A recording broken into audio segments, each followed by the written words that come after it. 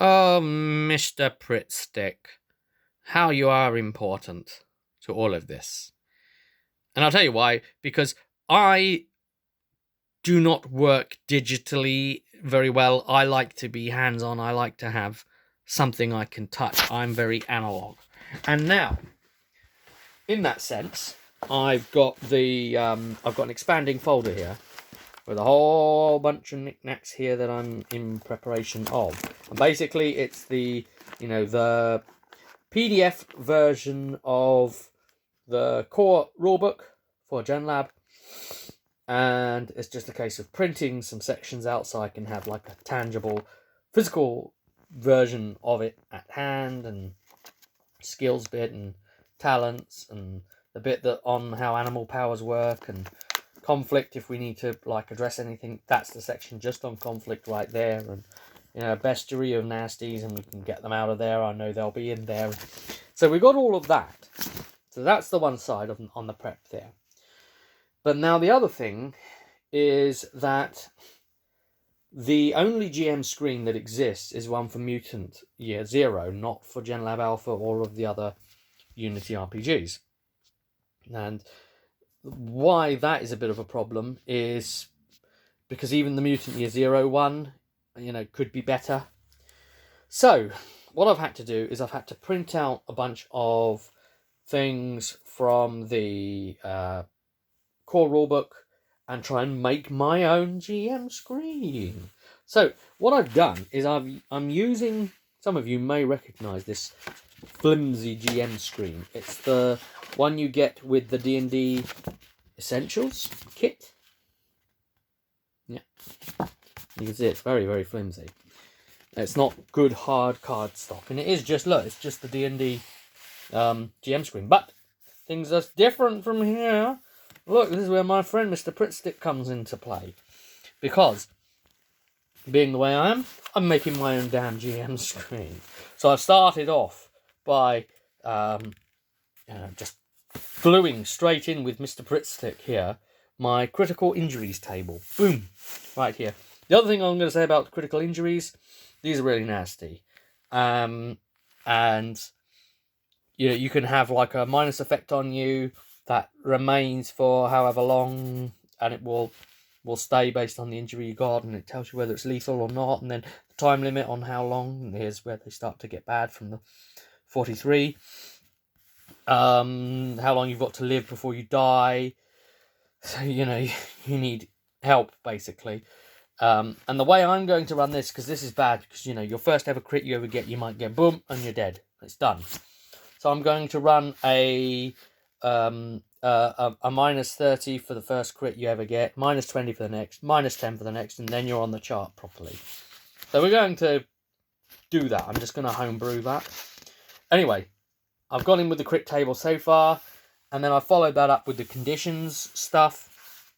So you can see here, starving, and all what that means. Dehydrated, which is, if you didn't drink water that day. Basically, it's as simple as this, the survival mechanics. Did you eat today? No? Then you are starving. Did you drink? No? You are dehydrated. Did you sleep? No? Then you are sleepless, as they've put it here, which I find it a little amusing. Or, hypothermic. So, I've got some space to expand more here. So I'm just laying out my own little GM screen. I've done it on the fold here just because I want to use this space as much as possible, and beggars can't be choosers on layout here. And so I've got now it all makes sense why I'm printing out these things. These I'm going to laminate and have as two separate sheets, one for the players to use and one for me to use on the side.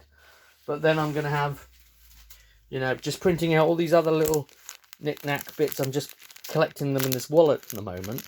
So this is about rot, for instance, and explosions.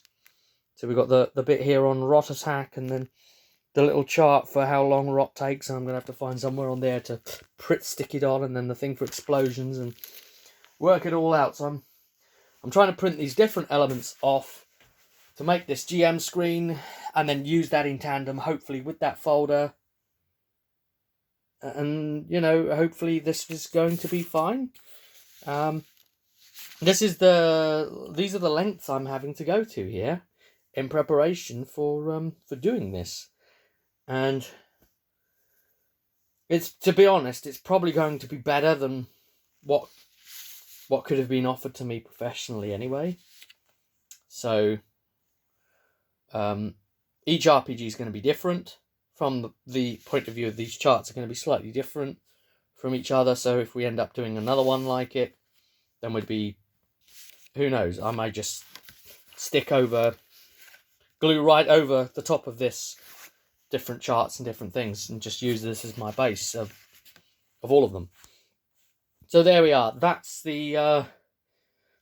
my prep that I've gone to, other than reading the core book however many times and looking back over that, and a bit of prep on that. You can worry about some of the later stuff when you get to it more so, but I have looked at it all to some extent, and just trying to get a feel for which tribe habitat I want to start the campaign in, a rough feel for the shape of how things might work, where the players may want to go from where they start, but essentially leave it in the player's own hands and let them get on with it. There's going to be a load more bits of paper. I'm going to have to be printing lots of little bits off and cutting them all out and sticking them all on. It's really tiresome, isn't it? And I suppose that's the unfortunate thing about a thing not getting as well supported as it could be. But there it is. That's how I'm having to deal with it. Until the next one, I'll see you at the table.